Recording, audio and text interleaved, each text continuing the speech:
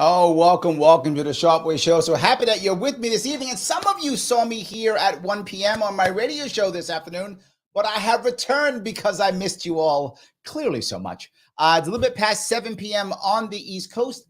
And today I wanted to chat about something that I think a lot of us who on this show have discussed back and forth.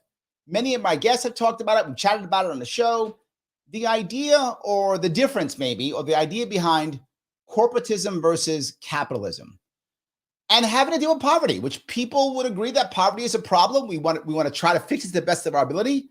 Maybe we can. We'll see. I want to bring on someone who has spoken about this and teaches it and talks about it on very often. He's on a TED Talk. He is a professor. He's taught at Columbia, Adelphi as a TED Talk speaker, anti-capitalist, anti-fascist, anti-war. Love that part.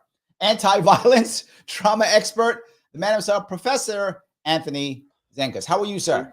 I'm great. Thank you, Larry. It's a pleasure to be on with you for our maiden voyage.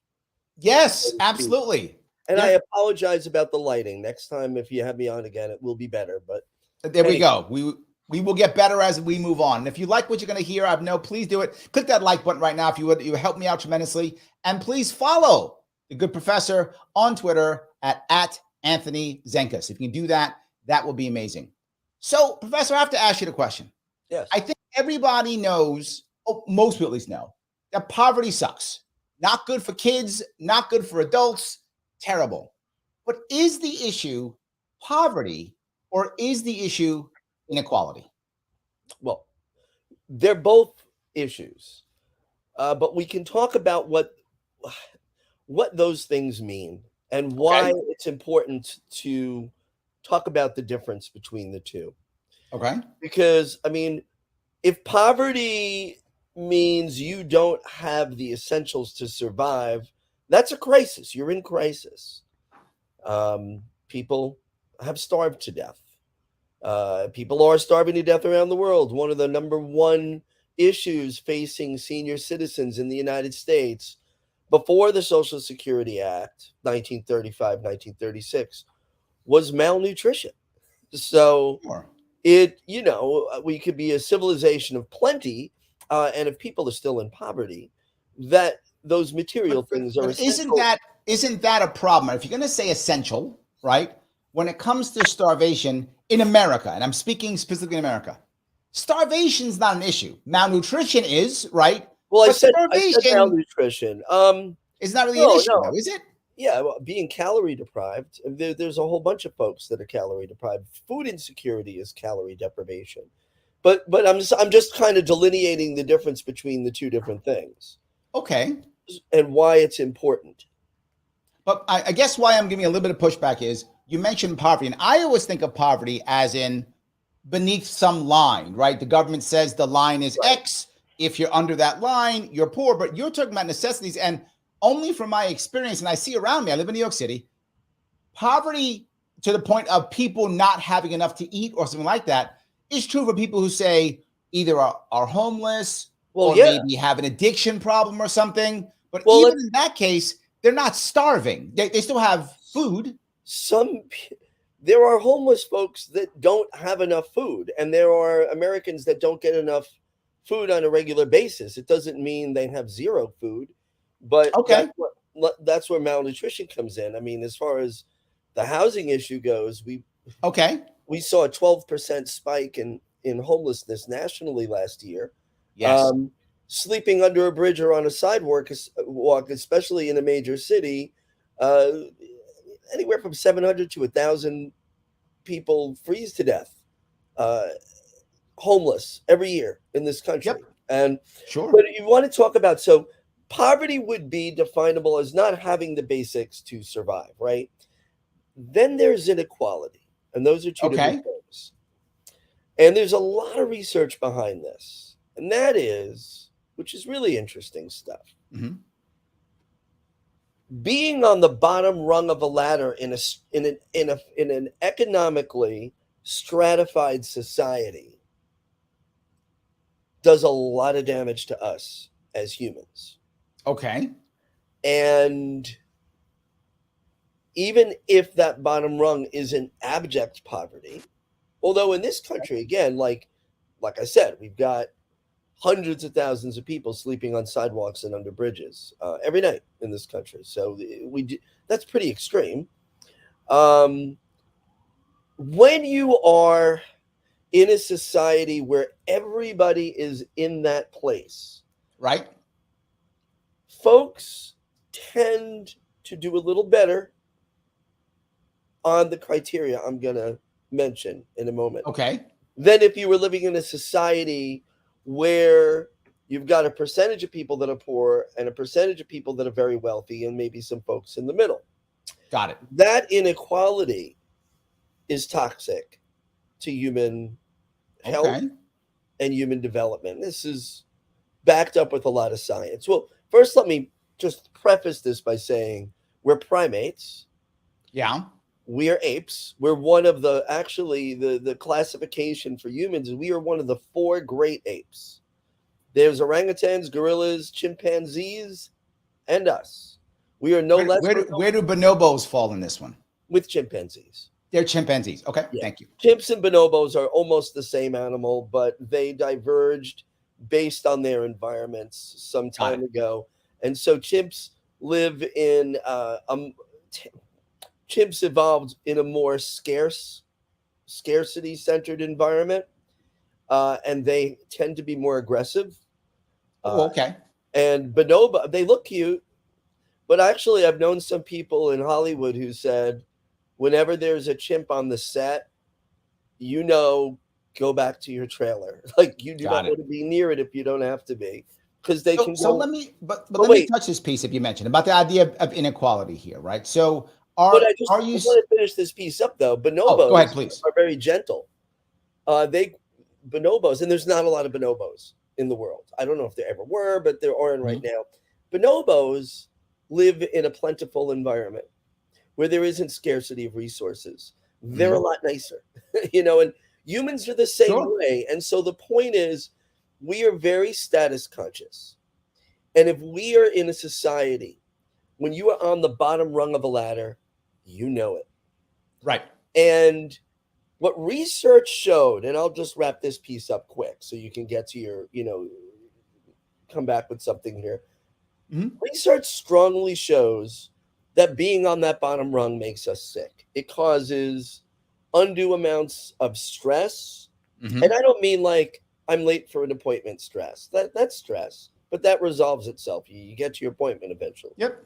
I'm talking about chronic stress that raises the levels of chemicals in our bodies. That make us sick.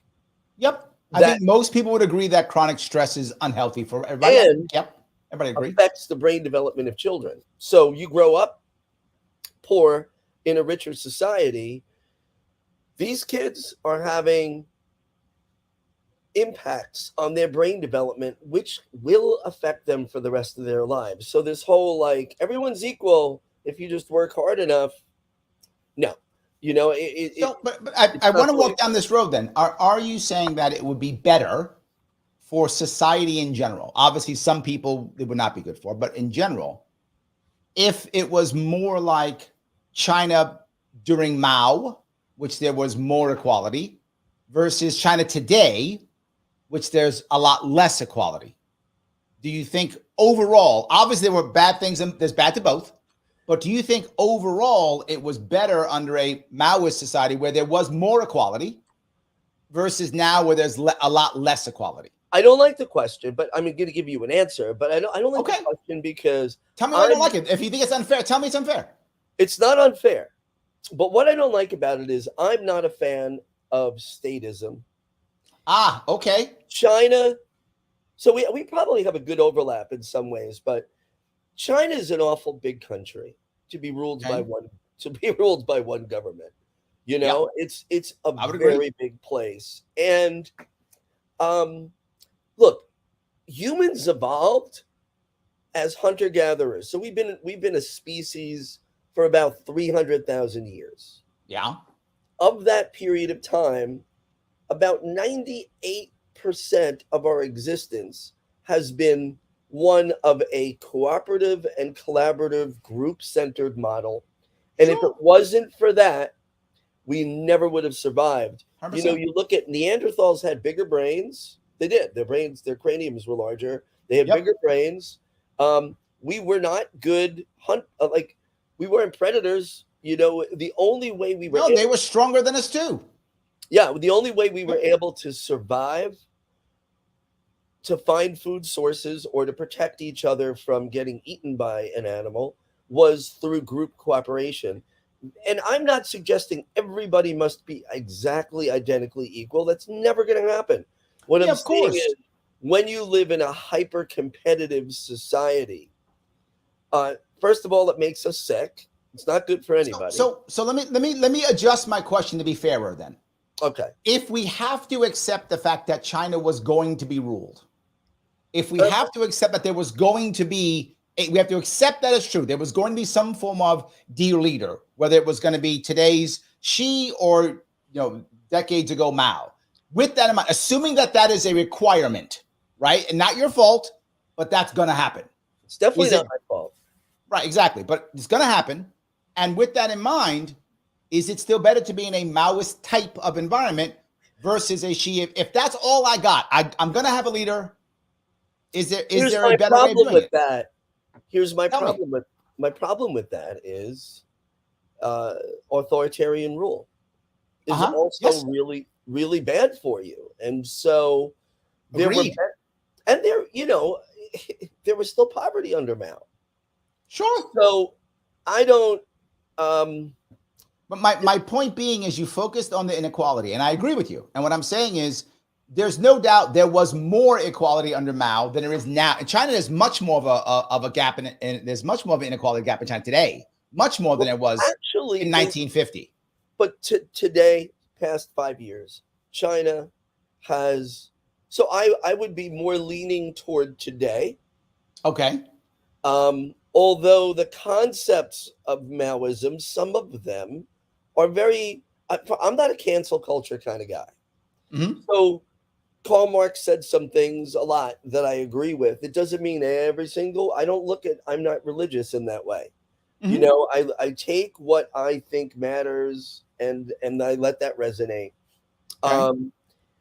What's good about China today is they still have a somewhat planned economy.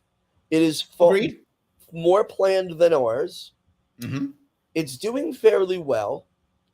They've made great strides in poverty reduction, especially in the past 5 years. But haven't they done that with capitalism? Well, entrepreneurship. I'm not anti-entrepreneurship. So here's my thing about capitalism. If I open up a donut shop and I make great donuts. Yep. Listen, I grew up, my parents were entrepreneurs. We owned a retail auto parts store in the town I grew up in. Mm-hmm. So, we own the owner and the family always end up working more than anybody else, right? 100%. So, entrepreneurs will often work and the employees make more money when they don't get paid. Yep. Yeah, that's how that goes. So, if I own a donut shop and I'm working my butt off and then I get a few people to work for me and we start doing great and I pay them a decent, fair wage. Yep. And all of a sudden somebody goes, have you tried Zenkus's donuts? Because I've never tasted anything like them. They're amazing. And somebody with money comes by and says, you should open up another shop. I'm going to help you invest. So we do that. And we duplicate the same thing. Now we've got 3 shops. Perfect. Everything's going well. I'm paying people decently. I'm a person who I'm going to listen to my employees. I'm going to get their input. I want them to have a sense of buy-in to what they're doing. Love it. And then some big venture capitalist firm comes around. You talk in today's world. That's what happens. And we're going to have a chain. Yep. And it sounds good because I would love Zenkus's Donuts to be all over the East Coast where I live. That's a great idea. Next thing you know, they're cheating on the ingredients. They're paying people as little as they can get away with. But hold on. But here's the issue, though. They're going to write you a check. You're not going to be part of this anymore. They're going to buy you off. They're going to say, hey, I sold out. yeah, here's $10 million. Will you please just go away? And you're going to be like, yes, thank you for the money. And you're going to go away. So now they're going to come in and do everything you said, yes, is going to happen. In fact, they're probably going to fire most of those people, put in a bunch of, automation, change everything, get half the stuff. You're right. I agree. And it sucks. And you know what it's about? It gets down to the point where, like, what kind of world do we want to live in? I can tend to be a bit of a curmudgeon or a little anachronistic, but I remember the world I grew up in. And I mean, I get that things change, but we knew the guy that owned the shoe store in my neighborhood. But and we knew the people that owned the furniture shop. Yeah. And I just want to throw this out. I grew up in the South Bronx. I tell a story often. I knew the people who the local pizza joint was owned by Joe from Italy. Yes. Yeah. And so what's happened with financialization, speculation, the hyper-capitalization and commodification of our economy is you're going to get, and you're already starting to see it, you're going to get what capitalists warned was going to happen under communism. Every place starts to look like every place else. It's homogenized. There's no variety. But isn't that literally the Fed? Isn't that literally what the Federal Reserve is doing? You take the Fed out of this picture. You don't have an unlimited capital source. They can't just keep buying everything. The government monopoly doesn't work anymore. And then it's very rare that some big guy comes in and buys all Zenkus donuts up. That's a rarity. Usually you keep it and you give it off to your kids. You're going back to your old time. I look at that, right? This is a specific example in the Bronx. Joe's Pizza, I'm not making up, that was his name, Joe from Italy. He owned the pizza joint where I was on 161st Street. That's where I lived in right by Yankee Stadium, right? Yeah. And after that, his daughter took it over. It was called Paula's Pizza. That was his daughter. She took it over. Now it's a Subway. Exactly what you said. But we had capitalism back in the 70s when I was growing up. Not the way we have it now. There's a difference. Correct. I agree with you, but I'm saying I don't think that's capitalism. I think that's the banking system run by the Fed. That is my distinction. Or the Fed run by the banking system. See, that's how I would buy that. Okay. Right. And so what we have is the financialization, the hyper-financialization of our society. So probably now, I know some of my libertarian friends will lament us going off the gold standard. And, I don't know enough about that. I get that whole piece. I listen to Peter Schiff every now and then. I like to hear different viewpoints. But listen, here's the piece. When we have a hyper-financialized society, it's not about content and product. It's about speculation. And so what happens right now is, but isn't that I think Thomas Piketty, and I'll admit, Piketty, Capital in the 21st Century, I did not, the book was 800 pages long. I did not read the whole thing. But what I understand is that this is where it often ends up going. Because those who see that their ability to manipulate the levers of government will enhance their monopoly power and ability to financialize just about everything are going to do it because they're just so damned greedy. And they don't care what it does to anybody. But aren't socialists also greedy and communists also greedy? Aren't they all greedy? Isn't every oligarch, whether that oligarch comes from a capitalist society, a social society, wherever, a monarchy, wherever they come from, a monarchy is greedy? Of course there's oligarchs in a monarchy. Monarchies are mostly oligarchies. Usually it's not just one family. They've got a whole bunch of others that benefit from their largesse. Yes. Capitalism too. Socialism, you don't have as many. You have more billionaires per capita in this country than you do in Norway. It's just, it doesn't mean those places are perfect. Those are social democracies. They're not clearly fully socialist societies. I think Norway, they're social democracies. They have entrepreneurship. They have wealthy people, but they have a very strong Norway, Sweden, Denmark. They have very strong safety nets. It's not what we Yes. were arguing about. Look, agreed. Right, so However, that's I got it, but I have to talk when you touch Norway or Singapore, well, these I'm not countries a fan. have massive sovereign wealth funds that basically, it's my old saying I always say, socialism works amazingly well when you add capitalism, right? So when you add the sovereign wealth fund of $1 trillion or $2 trillion, whatever they have now, and Norway has what, 6 million people, 5 million, whatever they have, of It's like a course. small city. So easy. I could easily give everybody a social network if I had that. Of course. There's a difference in this world. We're both acknowledging it's not what we wish it was. We believe it could be different and better, and I might have different solutions, but ultimately, the Federal Reserve is extremely powerful. Yes. It's odd. Absolutely. And it's run by bankers, private bankers, sit on the board. 100%. So how is that? I mean, it's in essence, it's a regulatory agency in some ways. It's regulating the interest rates. How do you get the fox looking after the chickens there? So no argument for me. And it's interesting because when Ron Paul was in office, the father, Ron Paul, and Bernie Sanders was still pretty decent. They did sponsor a bill together to audit the Fed because the Fed does not want to be audited. That scares people want to know why they wouldn't let Bernie anywhere near the White House. It wasn't because he wanted universal health care. Correct. He wanted to break up the banks and investigate the banks. Something. I got to tell you what people don't see when people talk to me about this, right? They don't understand. They said, Larry, why do you talk to the left so much? Because the left is actually our friend. Now, the establishment Democrats are not libertarian friends. They're not. And they're not leftists. And they're not, because they're not leftists. But far left people, actually, we do have a bit in common. We absolutely do. We do have a bit in common. Hey, absolutely. I occupied Wall Street, right? As did I. Well, I wonder if we saw each other down there.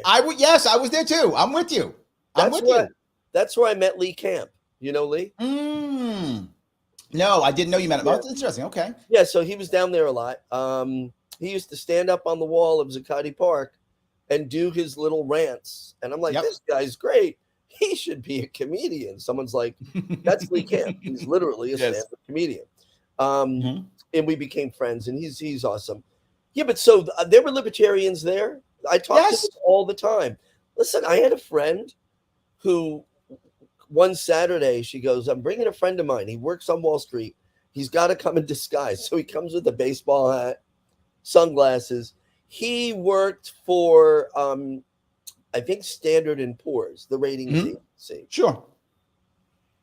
Right. And he started talking. He goes, you have no idea. That's walking distance from Zuccotti Park. Yep. Walking distance. He could come there. And so he said, look, he goes, here we are. Standard & Poor's is rating the banks, AAA, when we know they're garbage. Nowhere near, And the financial products, when we know they're garbage, we're rating them like AAA. And he said, if we don't do it, they'll go to another ratings house. I go, correct. Extremely corrupt. But look, Professor, I want to push on this a little bit because what I'm hearing you're saying is corruption and corporatism. But I feel like all of that could exist, whether we're socialist or communist or monarchies or capitalism. I don't understand the anti-capitalism piece. I feel this could exist in any society, whatever we were, whether we had Putin in charge, whether we had Biden in charge, whether we got Xi in charge, Mao in charge, whoever was in charge, I feel like you would still get this. Corruption?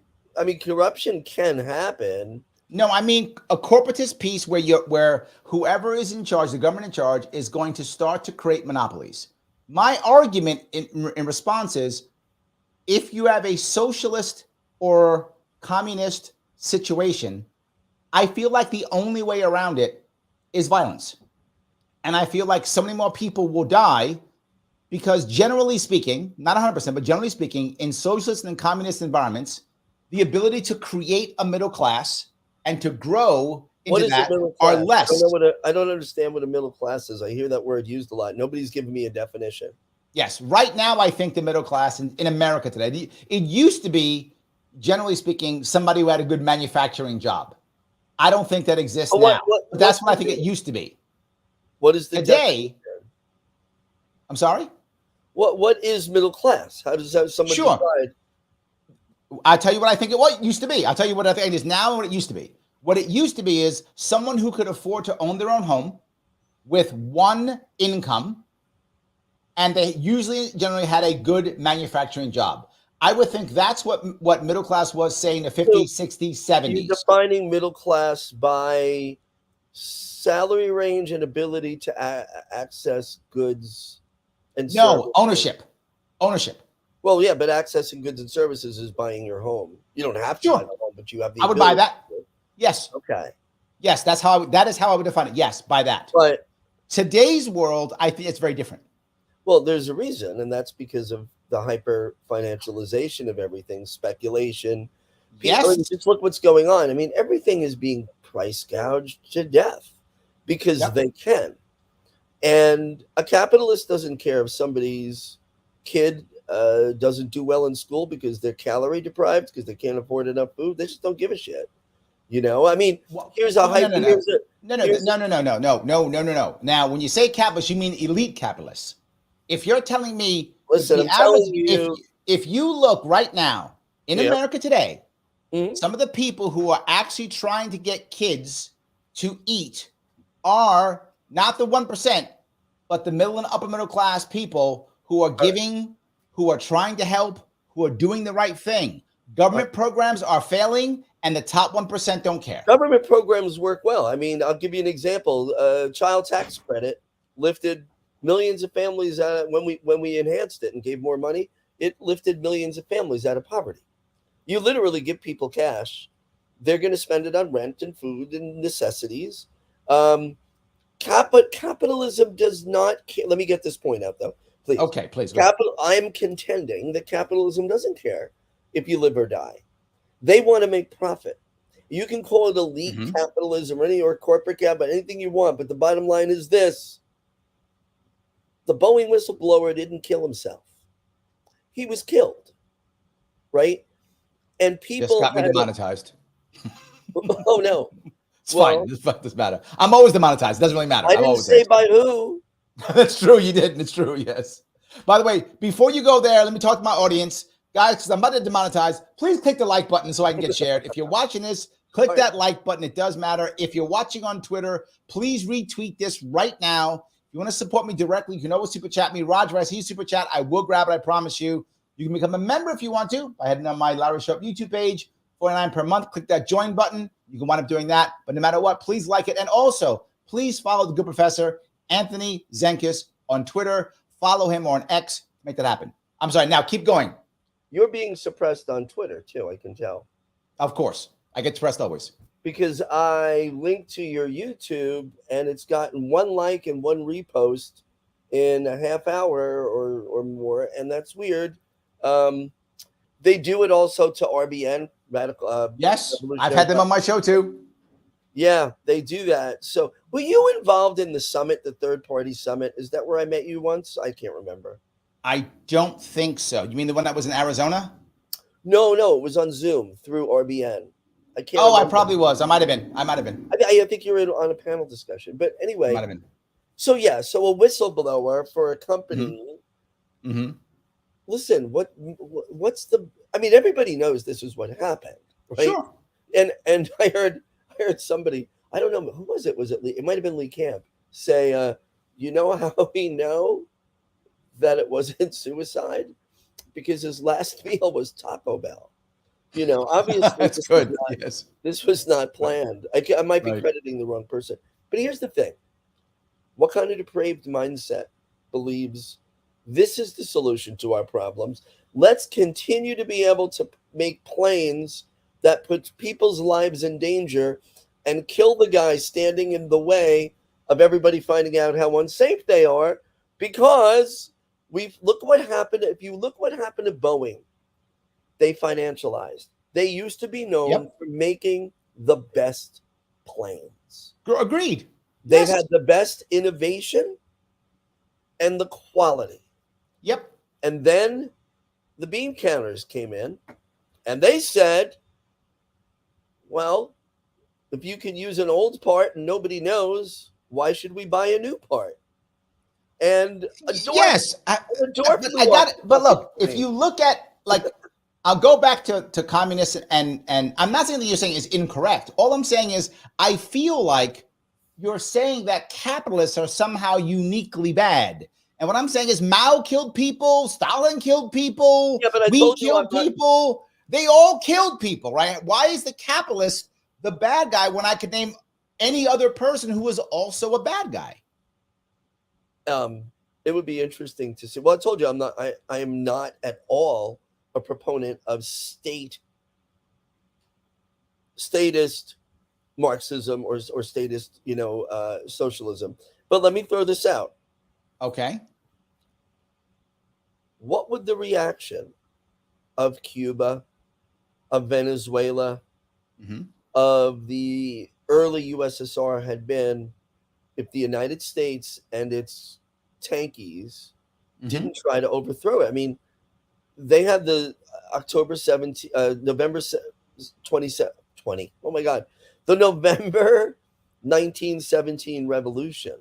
Yep. Okay, and within, I mean, the blink of an eye, the United States of America was getting a group together to overthrow that government. We invaded. We invaded. There was a war. The Yes. white versus the red Russian. That's where people get the drink White Russian from. Absolutely. Which is delicious, by the way. We did the same thing to Cuba. We tried to overthrow Venezuela before Maduro, when I can't remember the name. Hugo Chavez was there. We do it all. Gosh darn it! I thought I put my phone on do not disturb. Worries. So we tried. We do it all the time. Anyone who establishes, hey, we have a Marxist society, this is what we're doing, they, in a heartbeat are going to be under siege.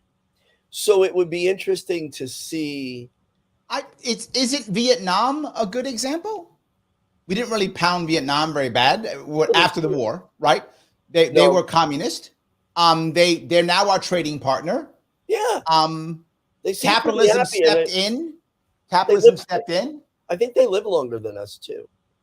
Yeah, so I think there is an example of happening. What do you get? While Vietnam had to decide to become more capitalist, why? Because it basically is dictatorship.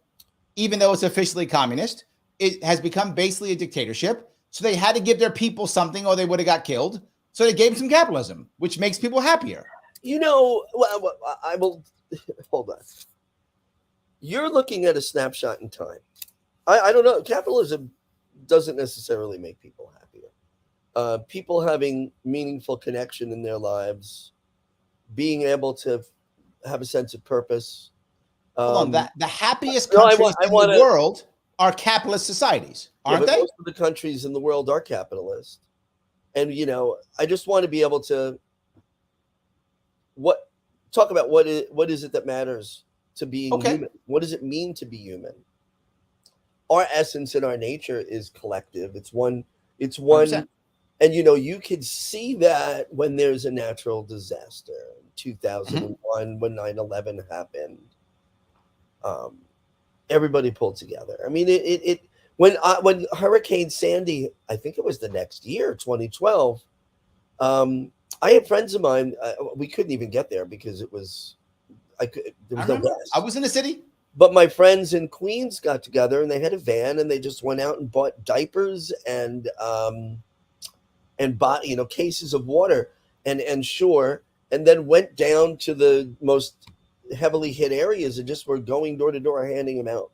So this is our nature. It's who we are. I agree. And we are most happy when we are in the society where most people are getting most of their needs met much of the time. And we don't do well when, and I have this whole spiritual. But here is the issue that I want to bring with what you just said. Generally speaking, when you create a more centralized planning situation, it is almost always not as effective as a market situation in getting people what they want. it is very rare for you to How do say, you feel about regulation?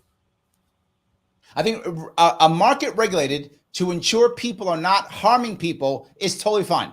Oh, okay. No So you're worries. okay with like safety measures and no lead in the toys. Like you're good with that government regulation. I'm good with No if you're E. gonna coli in put the- if you're gonna put lead in the toy, if you're gonna sell lead, then you gotta let people know, hey, this is poison. You shouldn't buy it. No, I don't. I don't agree there. I don't think you should be able to sell toys with lead in them.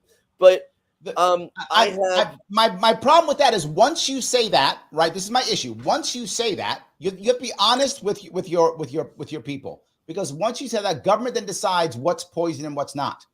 Government decides what's bad and what's not. Government decides who can buy what. And now you have prohibition, you have a drug war, you have black and brown people going to jail. You have all these things because government decide what's wrong. Lead is poison, though. Yes, agreed. Yeah. So we can agree on that. I'm okay with this. Hold on. So is rat poison. And I can buy rat poison in a store. Okay.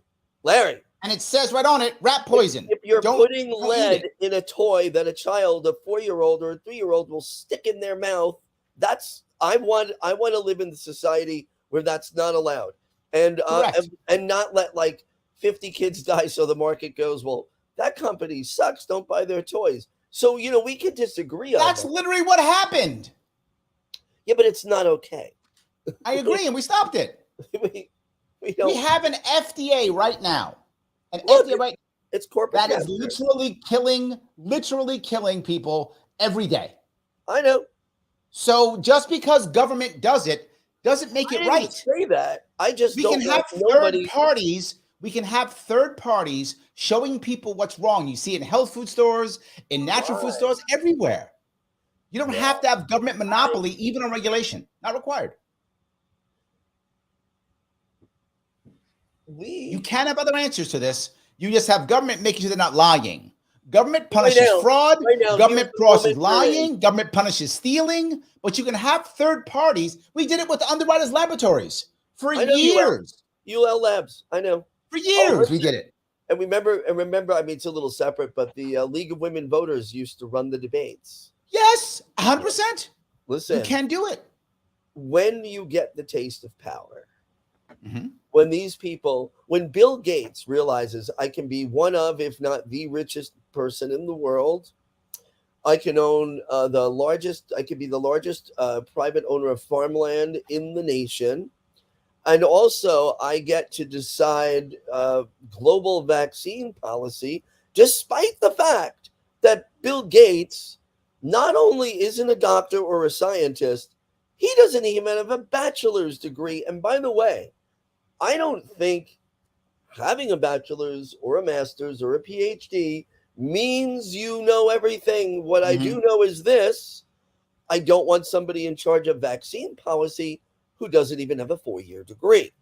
But what this obsession with wealth, it's gotten us to this place where Bill Gates is possible, where Elon Musk is possible, and Mark Zuckerberg, where billionaires buy social media platforms and they can suppress me and you and RBN because they don't like the message. This is the thing that I was warned communism would do, and billionaireism is doing it. So we probably, I have a hard. No, you got to run, my friend. I get it. We can do this again. If you got to run. We can do this again. Do you mind if I take some comments after you're gone a bit?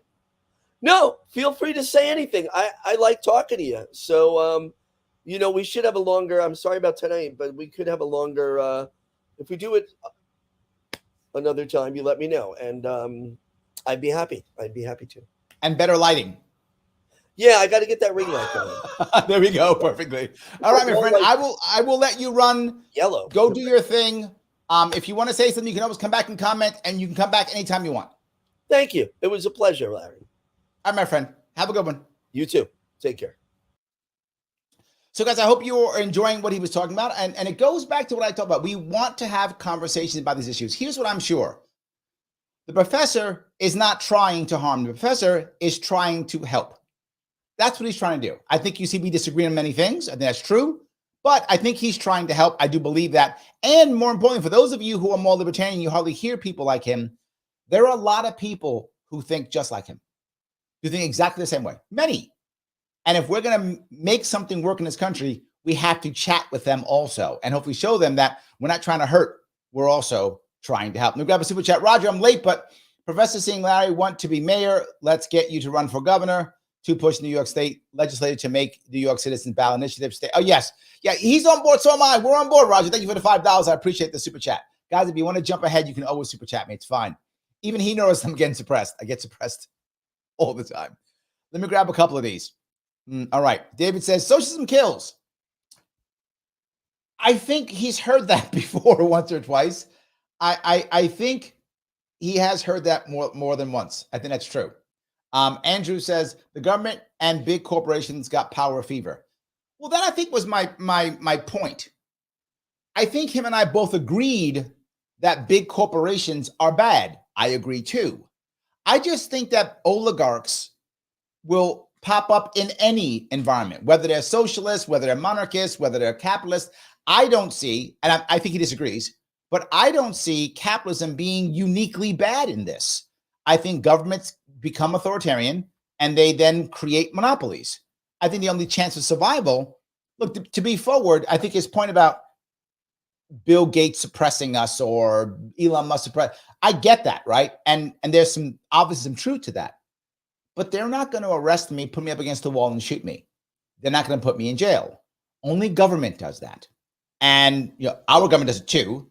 But the more socialist, the more communist government you get, meaning non-voluntary, right? And that's the critical aspect, authoritarian, the more chance I go up against that wall and get shot, the more chance I get arrested, the more chance that once I make the bad move, I'm finished, right? So I do think that is definitely an important piece.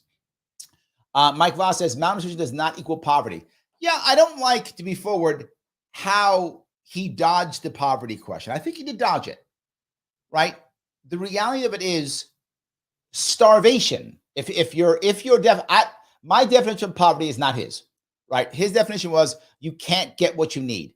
In America, you can get what you need. You just can. It's just to think you can't is not true. You can get what you need, but you can still be poor, right? You can get what you need and still be poor. This idea, and I think a lot of people talk about this. They say, you don't understand, there's people starving in America. No, they're not. That's not a thing. Less than 10 people every year in our entire country starve to death. And most of them are on purpose. What I mean by that, they're people who they remove the feeding tubes in the hospital, or some terrible parent who starves their kid to death in a basement. That's the only way that people starve to death. His point of freezing to death is true, but almost all of those people are addicts. Now, that doesn't make it okay, but it means that it's because they're addicts. And 80% of all addicts came from an FDA-approved drug. So starvation is not a thing in America. Malnutrition is. That is a thing. We do have a problem with malnutrition in America. And a lot of that, not all obviously, but a lot of that is actually food deserts. People simply don't have the means to realistically go and get good food. I think that is, and sometimes don't know any better, both. Sometimes don't know any better because the school system is garbage, doesn't teach you about nutrition at all. And then some people just, they live in food deserts. So I think malnutrition is an issue. But to your point, Mike, you can be wealthy and malnourished, right? Most wealthy people aren't, but you could be. I think that's really an interesting piece. So thank you. Mike goes on to say, thank you, Larry, for bringing voices to the public. No matter what I think of some voices, it's a good thing to express the First Amendment. Yes, absolutely.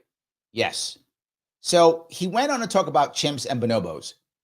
Why did he speak about that? It's a valid point. His point, which is a valid one, is that humans are naturally social. Of course they are. We want to be communal. Of course. My issue is I don't want a government that is that way. I want a government that allows us to be that way, the way we want, right? That's what I want. So Mike, you got a lot of stuff. Mike also says, prove how competition makes people sick. That's not exactly what he said, but again, I think he kind of dodged that question, to be forward. I think he kind of dodged it. I think he dodged it because I don't think competition by default makes you sick. I think if you feel like you're a failure or if you feel like you're, less than, I think if you believe there's no hope, I think you can. That's called learned helplessness. I think that can be true. But being at the bottom of any ladder doesn't by default make you sick or ill. Being at the bottom of the ladder and having no hope, that does, right? If I'm at the bottom of a ladder, and I have been in the past, and those of you who know me know that I have been there, and many of you listening or watching have also been there, being at the bottom of a ladder doesn't necessarily make that true. Being at the bottom of a ladder and having no hope, that does, right? That's the difference, right? I think that's what he means. It's having no hope. So, yes. Roger says, social workers, not government, have shared ownership over the economy. Do they? Social workers, not government, have shared ownership over the economy. I'm not, or you mean socialist workers, not government. That's true, right? And again, look, you and I, Roger, we agree on this. We should be promoting co-ops. We should be promoting publicly owned, companies and credit you. We should be promoting that more, and we don't. But this is my point. Why? This is my view, and I say it and I believe it. What has made American capitalism so bad now? And it is bad now, right? It is. It's true. It's clear it is. It's because of what he said. It's over financialization. That's true. 100% accurate. But that's because of the Fed. You don't have to have a capitalist society with the Fed. That's not required. When you have a Fed, it prints free money. It all goes to big banks. Big banks buy everything. Done and done. Correct.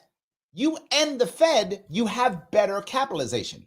You have, I shouldn't say better. Yes, you do. Yes, you'll probably have less of it sometimes. True. But it'll be better because it'll be capitalization that makes sense. Not just, hey, I got cash. Let me start buying stuff. Larry, are they actually doing that? Yes. That's happening now. I got tons of money. Let's buy some stuff. Wrong reason to buy stuff if you're a big business. Why are big companies, large financial institutions buying housing now? Why? Because money's free, because of the Fed. So I do think his point, again, to be fair, the point is he's correct. I feel like it's not the right answer, if that makes any sense. I do think he also dodged the China question, right? David says, yeah, because everyone was poor in China in 1950. And that's my point. And he might have believed it, right? And I'm not necessarily saying he's wrong. If your goal is, are people happy? If that's your goal, and you don't care whether they make money or not, I could see him agreeing with that and going, hey, yes, better to be in Maoist China when everyone around you is poor and you don't know any better. He might have said that.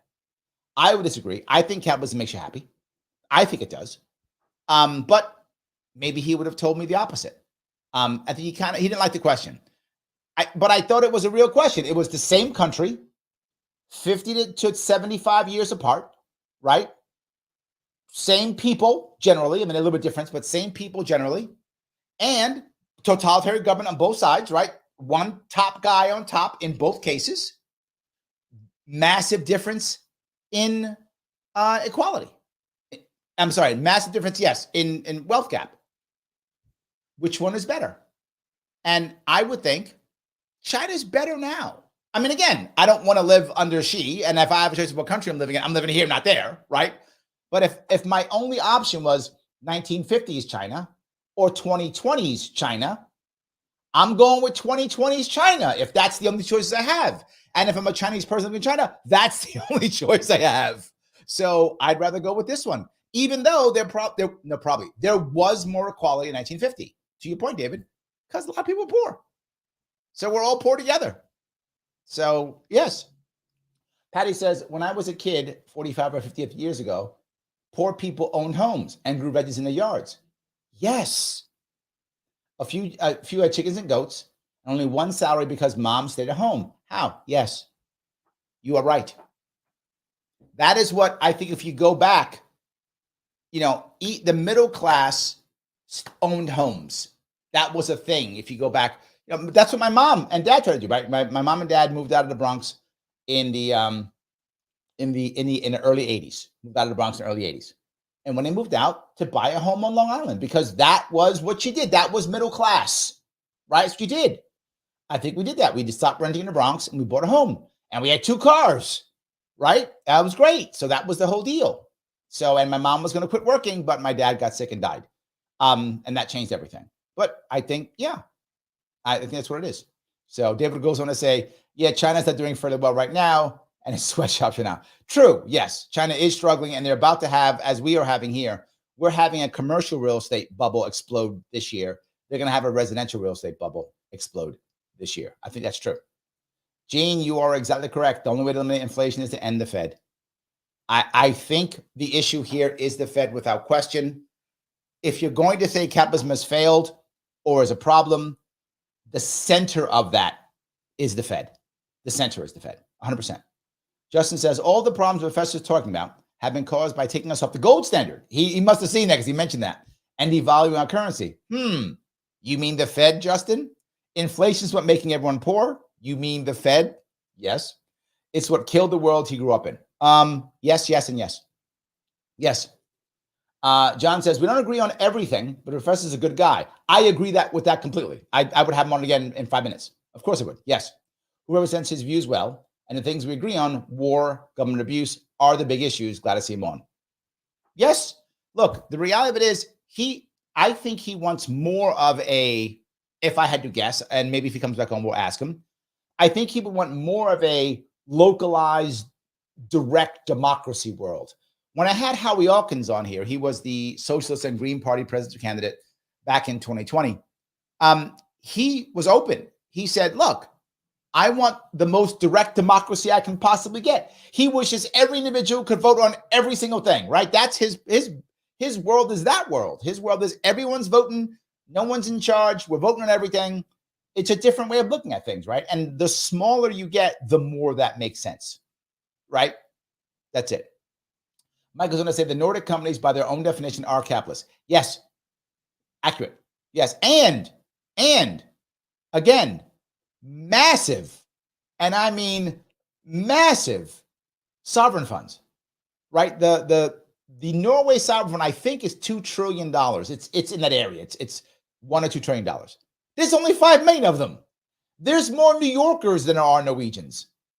If New York City had a $2 trillion sovereign fund, now for those who don't know what a sovereign fund, it's basically just a big pile of money owned by the government that they invest to make more piles of money. That's not an exaggeration.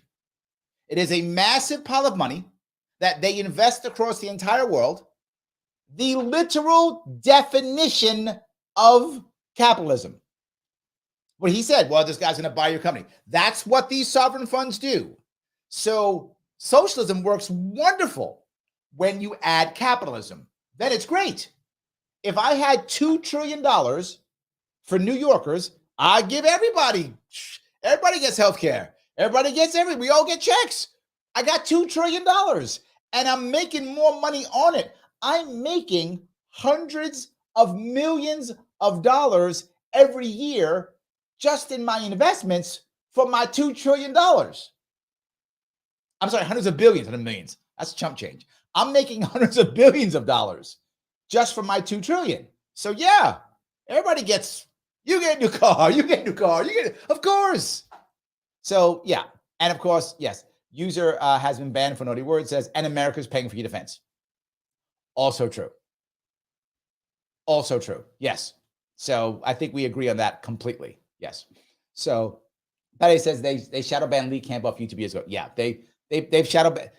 For those of you who are watching my show back in 2020, I started a show in 2019. In 2020, this is show number 436, I think. So I've been doing a lot of shows, obviously. 434, sorry. This is show number 434. So I started in 2019. I was easily getting thousands of views on each platform. One platform, I just do a Facebook show, 5, 6, 7,000 views, like that. YouTube, 6, 7,000 views, like that. I started talking about the lockdowns. Woo, turned down, never came back. I lost 85 to 90% of my audience overnight, shut down, never came back. Now I stream this on 8 different platforms to get the same views I got on one platform 5 years ago. So yes, I got shadow banned too. He saw it. He literally was like, "This, you're suppressed." I know. But to be forward, they didn't just suppress the right or the left. They suppressed everybody who was non-mainstream, right and left, 100%, right and left. So, right, it says, right of first refusal law, where before you sell your company and make an offer, you make an offer to workers to purchase it. I already talked about that already, right? I was talking about it for a bankruptcy or going out of business thing. But yeah, I think it's not a bad idea.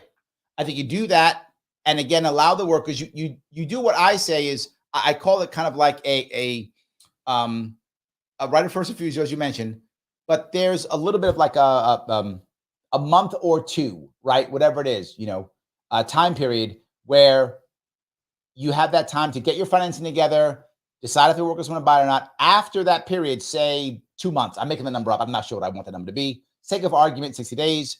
At that point, if the workers can't get their act together, produce something, you can sell off, go bankrupt, whatever. I completely agree. And government can help support you because those workers are going to go on unemployment.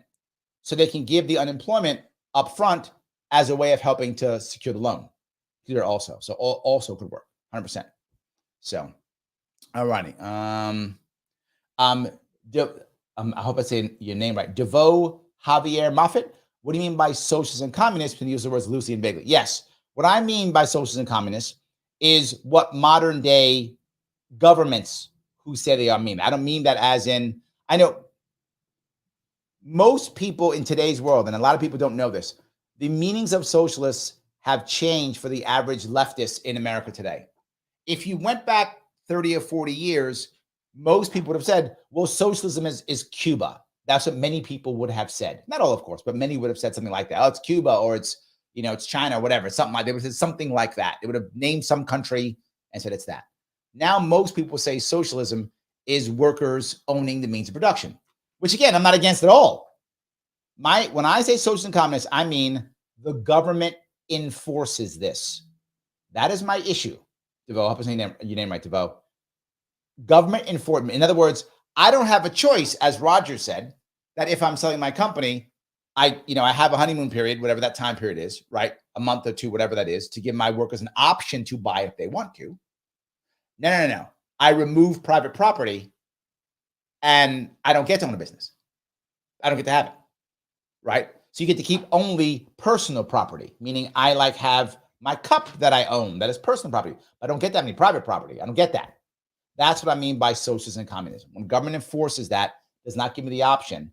If I want to do it, if I want to join as a co-op, I should be able to. I want to start a business with my workers. If I want to sell my business, I should be able to easily, right? And while that's not against the law in America, there is a lot of institutional, maybe is the right answer, cultural, negative aspects to it, where to get financing, it's really hard, very challenging to do so. So I hope that was clear and answers your question. Guys, before I keep going, I do want to keep going. Click that like button. I got some more, I want to talk some comments. Click the like button. If you are watching on Twitter, please retweet this. I know I bug you all the time. Repost it. How am I going to get people to watch this thing if you don't repost it? You have to. If you like what I'm doing, you like the fact that I'm doing 7 shows this week. I am making up for my lost time. I'm trying to do a lot of good live shows. I do them all live. I take your comments. I bring on cool people. I have great conversations. If you want me to do it more, then become a member now and click join. If you're watching me every week, if you're watching me just 5 shows, that's $1 a show. Come on now, not bad. You're watching 10 shows, 50 cents a show. Not too shabby. $5 a month. Click that join so we can keep this going. Every little bit counts, and you get a cool little sticker there. And I see your chats faster. So click that join button if you would. $49 per month. It helps. If not, super chat me if you want to. I love the fact that you guys keep super chatting me. Thank you so much. But no matter what, click that like button. I cannot tell you how important it is. And if you are watching me on YouTube and you haven't subscribed yet, what are you doing? Subscribe already. What are you doing? Click that button. Give me more subscribers. I could use them. It would help. So David says, Mao didn't care that 40+ million people starved during the Great Leap Forward. This is the piece that I'm saying, right? Only capitalists don't care if people starve? Lots of bad people don't care if people starve. They don't have to be capitalists to hate people. There's lots of communists that hate people, authoritarians who hate people, socialists who hate people. Lots of people don't care if other people starve. And I feel almost and I find this a lot of people who would call themselves leftists today, many of them, not all obviously, but I got to preface that. I think you'll find many, though, aren't really anti-capitalist. They're anti-American. And you find them kind of just hate America because of America's foreign policy. And I hate America's foreign policy too. But I literally have an American flag here. I'm not an American, right? But I do hate America's foreign policy. I do. It doesn't make me hate America, though. It makes me hate America's foreign policy. And I think a lot of people kind of go, well, it's capitalism. But look at America doing this, that, this overseas. Wait a minute, about capitalism. Yes, but America does this, that, this, and overseas. Okay, if you're talking about America's foreign policy, I'm with you. But sometimes it's not capitalism. I think your point's valid, Dave. It is. Gene says, killing your customers is bad for business. I agree with you. I can't see capitalist countries killing their own people. I mean, killing other people, of course, they bomb them into oblivion. We buy our bombs and send them over and bomb people. So we kill other people. I think that's true. All day, all night. We're always bombing somebody. Do we kill our own people? I feel like, if anything, it isn't the capital, it's the government allowing it, the government even enforcing it to make it happen. And I bring it up because one of our biggest issues is suicide and drug overdose, which is pumped by the government that has made the pharmaceutical industry a monopoly. Maybe I'm off on that. Anyway, the donut shop thing's wrong. He was talking about that. Donut shops don't want to kill people. So, yes.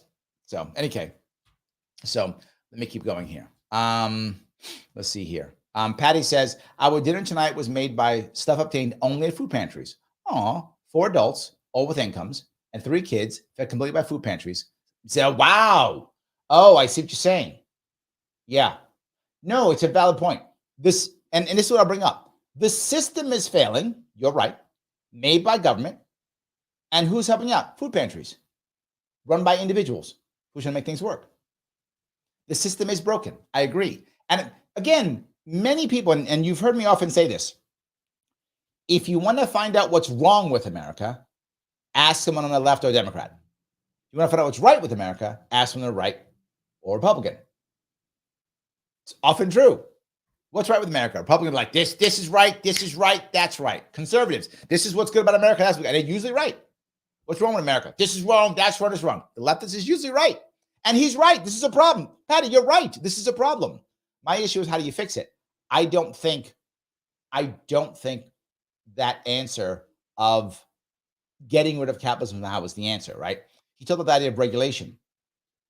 When he brought up regulation, I don't know if that's capitalism or I don't know where that is, but I guess he assumed that capitalism means no regulation. I don't think that's true at all, particularly in today's world, right? What I would like as capitalism is regulation that would break up monopolies. I mean, our regulation allowed Google to buy YouTube. So the biggest search engine bought the second biggest search engine. That's his regulation. Or the FDA, a monopoly on things that have literally, the FDA has killed and maimed far more Americans than any crazy snake oil salesman in America. In fact, all of the snake oil salesmen throughout the history of America, all combined, have not created as much damage as FDA, products. So I think you can do it where the government simply says you cannot lie, cheat, or steal. That is a crime and you should be punished. And I will go even further. If you're lying, cheating, and stealing, and it can be shown that you're actually harming people and that you knew, I think you should have to break the corporate veil. And I know libertarians don't like that, but I think you should have to break the corporate veil. Personal responsibility is a libertarian, tenet. I think you absolutely could do so. Break the corporate veil and punish people, the decision makers who decided to put lead into paint or whatever the case may be. You actually stop punishing the individual people. You stop punishing the leaders. There's no more lead and paint. Because they're going to jail. They're not paying some fine. Right now, when people do the bad things by government regulation, they know, wait a minute, this is what actually happens. People may not realize this. I'm not making this stuff up. I'm exaggerating a bit, but it does happen. 5 people in a boardroom. The one lawyer comes up and says, hey, I got this great plan. We're going to do this, that, this. And they go, oh, okay. Well, what's the downside? Well, it's possible some people might get hurt or die. Okay, what's the downside? well, if X number of people die because of how the regulations work, we'll have to pay a fine of $10 million, maybe 20 million. I'll do my best to keep it under 20. I don't think we'll have to pay more than $20 million. That's the most. That's the most. How much do we make? We'll make $20 million. Oh, okay, go ahead. And then they go off to lunch. Didn't think twice who would die, who'd be harmed. Did not think twice. That happens literally at least once a week in America, probably every day, right? These types of things. Well, what if it was different?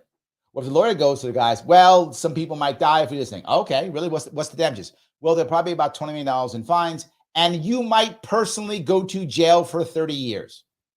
What? Yes, you might personally go to jail for 30 years. Let's not do that thing. How about we don't do that? That's what would actually happen. So I do think things would change if we were doing this. So yes. Roger says, Finland, happiest country in the world. Can we choose safety to that? Yes. Let me touch this piece. Some people don't realize that. The Scandinavian countries are some of the happiest countries in the world. That's true. Many of them either have sovereign funds that pay for everything, or believe it or not, they tax the hell out of their poor and middle class. People don't realize that. You're paying an overall marginal tax rate in places like that. If you make hardly any money, of 70%, 80% taxes, I'm not joking. That works in those countries. They have VAT tax and this tax and that tax, and the poor are paying by percentage a whole lot more. Their logic is, well, the poor use more of the services. This is their logic, not ours in America. We swap it. So they should pay more of the taxes. Not to be forward. They actually get good services because they tax the hell out of the poor. So the poor say, I want my goods. So you tax the hell out of me. I want my services. And they get decent services. Most of the people in those countries, they're vested in it. They're paying for it, which is kind of a capitalist society. They're paying for it and getting the social services back. We don't have that in America. It's a different way of looking at it. So you're correct, but either they have a sovereign fund, right?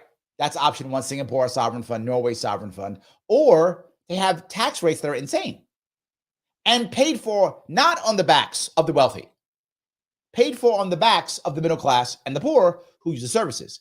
A whole different way of looking at it.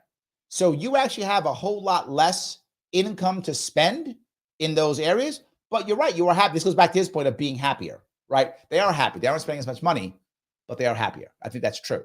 And if that's the kind of world you want, I think it could work. And in those places where they are, Finland, by the way, Finland and Japan, the most homogenous countries in the world.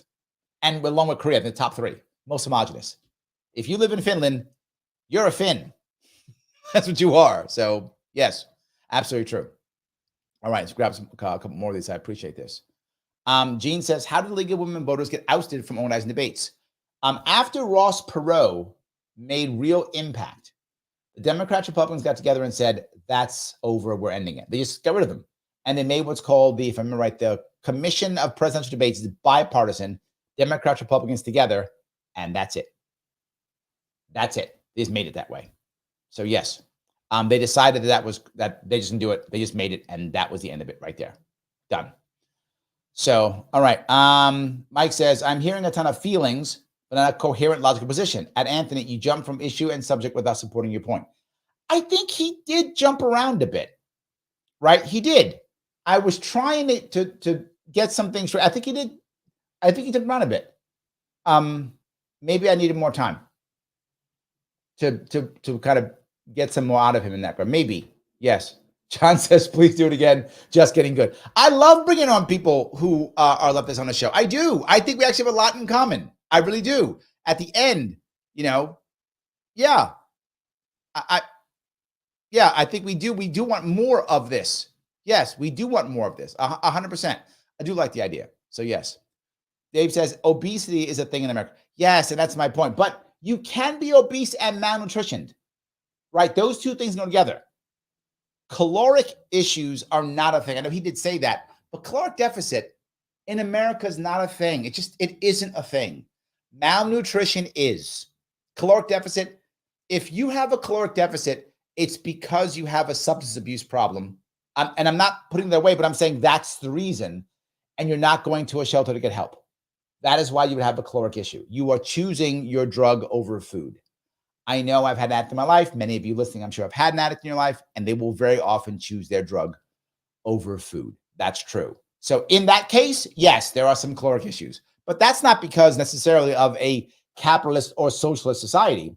If anything, it's a situation that most of our local communities aren't able to help people in that regard. And we made a war on drugs, right? Our government made a war on drugs, so people can't help these people. They're all criminals now. So if anything, I would say government makes that worse.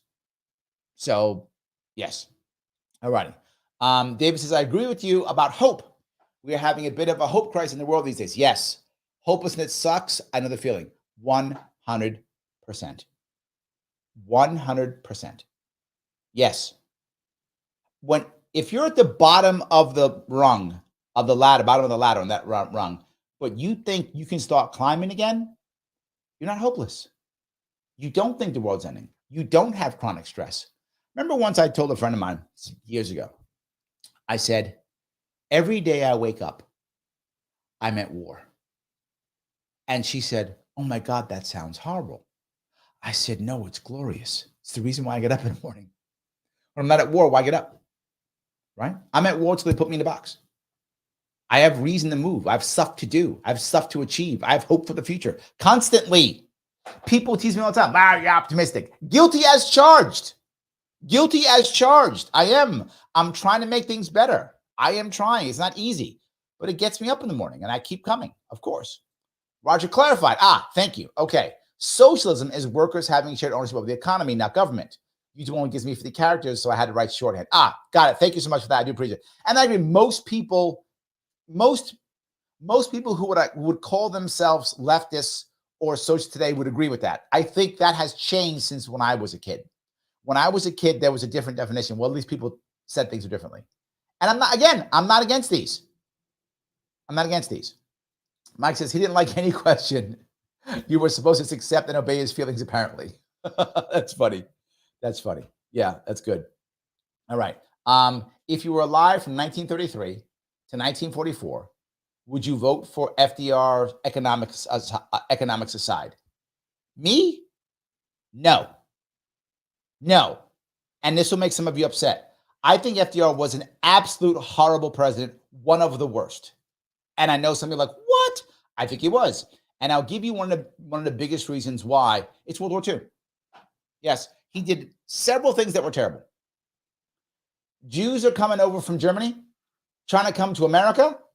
They're literally going to be murdered in Nazi Germany. He's like, I don't want them. Send them back. We don't care. He didn't care about them. He didn't care about them. You think he cared about the Jews in Europe? He didn't. I'll ask you this question, but someone thinks I'm wrong. When did America declare war on Germany? We didn't. Trick question. We never did. We declared war on Japan. Yes, we never. Hitler declared war on us. That's a fact. Look it up. We did not declare war on Germany. We were like, whatevs. We're going to go get the Japanese now. Oh, Hitler declared war on us? Oh, okay, let's go get Hitler then. That's what happened. We didn't care. He wasn't some great guy who was fighting Nazism. That wasn't him. That's shit he made up afterwards. And there's an argument that he might have known that Pearl Harbor was happening. Didn't care. 3,000 dead people. He didn't care. So no, not a big fan, but I'll go further in World War II. He, on his own, said unconditional surrender. I'm not making this up. On his own. Do your homework? Think I'm making it up? He said unconditional surrender. He just made sure the war lasted longer than it should have. After Stalingrad, 1943, the German High Command knew the war was over. And if you think I'm making that up, do your own homework. It's a fact. It is a fact. The German High Command knew the war was over. After Stalingrad in 1943, they knew it was over. They were fighting. Why? Two reasons. One, because of course they still love their country. So many of them were still fighting for that anyway. But the second reason is unconditional surrender. Now, if you're a German and you watch what Germans did to countries they conquered, they erased them. What do the Germans think? If we surrender, they will erase our nation. There will be no Germany. I'll fight to the death. And they did. And they did. They knew the war was over in 43 and they fought to the death. Why? They believed there would be no Germany afterwards because that's what they would do. So they assumed we would do it to them. They tried to kill Hitler over 40 times. They couldn't. Why? There wasn't enough Germans that would agree to do it. What if we had not said unconditional surrender and said, look, You give us these Nazis, whatever is the name of them, I don't know, whatever, 10, 20 of them, whatever. You give us these guys and we'll talk peace. We'll still keep fighting, but we will talk about peace. How are you going to repair this? What you're going to do? We'll talk about the end of the war. If you give us these people, we'll have a conversation. They would have killed Hitler. And they would have ended it. You might go, Larry, you got to get, why? Think about it. If we had ended the war in 1944, that's a year of Jews in the death camps not dead. That's all those Russians not dead, all those Germans not dead, all those Americans. No need for D-Day. Doesn't happen. All that stuff doesn't happen because of the horrible president that FDR was. And I didn't even go into his economics. You said economics aside. I go to economics, he's worse. Confiscates gold. Starts the nanny state. He was a terrible president. Terrible. I hope I answered your question. So yes, I would vote for whoever was there. I don't remember who he was running against, but yes. So Yomir says, Larry Sharpe for governor. Thank you, my friend. I appreciate that. Yes. So Roger says, we can get a sovereign fund, the surplus created by a public bank. I agree, right? And I actually wanted one, basically. I called it the New York State Social Trust, the NIST. New York State can do it. And I was going to do it if people had paid attention to me in 2022, but nobody did. I agree with you. Yes, 100%. I do think we could do it. Absolutely. So let me grab some of these people. Roger again. FDR policies left ADOS out of New York. Yes. Oh, didn't even bring that up. Yes. He made sure. That's the beginning of redlining. Right there. FDR. That's the beginning of redlining. Making sure black people can't get all the good. You come back from World War II and you're white, you get a loan. And literally I'm not making this up, by percentage. They didn't like Catholics or Jews. They didn't like them either. But you could be in a neighborhood. There was a percentage the federal government said. I did a show on this years ago, showing this and giving you the actual documents. There was actual document that showed, I think it was 30%. A neighborhood to get all the goodies from the government could be 30% Jewish and Catholic. Oh, no, I'm sorry. It was Irish. Was it Italian? I think it was Italian. It was like 30% Italian and Jewish. That was okay. No more than that. Can't have these bad people. 0% black. That's FDR. That's FDR. Terrible. Yes. Legacies Act. Thank you, my friend, for watching. FDR's Folly is a great read, by the way. Thank you, my friend. Yes, absolutely. He was terrible. He was terrible. Yes. Justin goes, don't forget that Hitler and fascism was praised for most 1930s for how it rebuilt Germany. Correct. People don't know this. Germany was popular in America during the 30s and even the early 40s. There was a German-American group which was Hitler-friendly called the Bund. If you look it up, literally, they met in New York City. There was a Nazi rally, I think it was 39, 38, something like that in New York City. 100%. Yes, that's very true. Absolutely. So, no somebody's live. In 2022, Finland's average tax was 43%. But if you count their VAT tax, you count their other taxes, is actually higher. It winds up being about 75, 78% in that area when you combine the other taxes they also pay. It is very high. But what's funny is their corporate tax of all of the Scandinavian countries is about the same as ours. It's about 21, 22%, depending upon the country. It's about 20 some odd percent, just like ours is. I was like, it's 21. I think America's 21. Sweden's like 22. Finland's like 21 or something like that. In fact, Sweden is lowering their corporate tax rate because they need more income because, yeah, that's the reason why. Yes. So, all right. I hope that was clear. So capitalism wasn't even a term until post-Marx. Also true. Yes. Also true. Yes. I completely agree. Yes. Patty says suicide is slower with drugs and liquor. Yes, you're right. And sadly, Patty, sometimes we have to watch our loved ones die like that. So yeah, you are correct. 100% true. Yes. So user has been banned, says Nazi rally in Madison. It's correct. Thank you. It was Madison Square Garden. Thank you for that, my friend. That's where it was. Absolutely. So guys, I'm going to ask you again, please click that like button. If you like what you're seeing, if you like the stuff I'm bringing you, show me the love by clicking that like button. And also, if you're watching on YouTube, by subscribing. Click subscribe, click the notification button, click that little bell so you get notified whenever I go live I'm doing like 3 more shows this week. I'm gonna be on tomorrow at 8. I'm doing a post gun control debate show. Spike Cohen and David Hogg are going to be debating from tomorrow, I think 6 to 7:30. Yeah, 6 to 7:30. That'll be on YouTube, and check that one out. We're doing a post debate show here at 8 tomorrow, 8 p.m. Eastern. Thursday, I have 2 candidates on. 3 o'clock, I have a Libertarian on, and 7 o'clock, I have a Republican on. See, so I got lefties on tonight, Republicans on Thursday, Libertarians on during the day. Yes, I'll be doing that. And I'll be doing an AMA and Ask Me Anything on Friday. I'll be doing a bunch of those. Guys, please retweet this. I ask you to do so. Become a member if you'd like. Super chats are always welcome. I'm going to let you guys run. I will see you all very soon.